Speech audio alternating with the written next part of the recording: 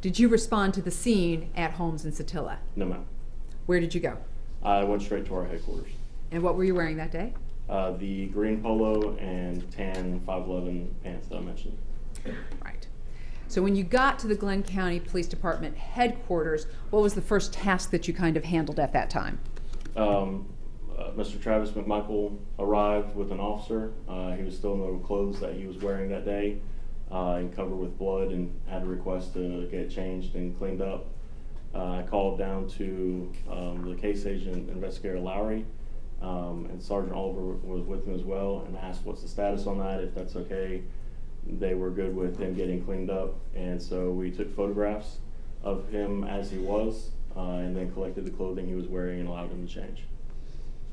Okay, so Travis McMichael came to headquarters. How did he get there? Officer Lewis brought him up in his patrol car. Okay, and where was Greg McMichael at this time?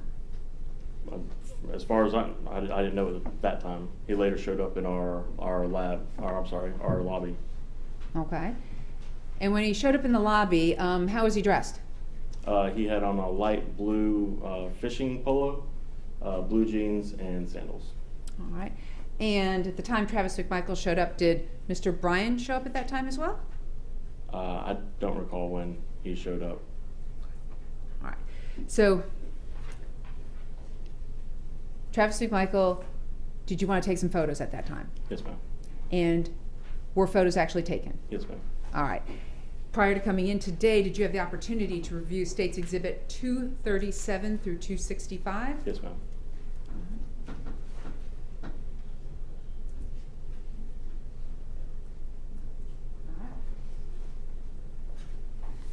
Were they fair and accurate pictures of Travis McMichael as he was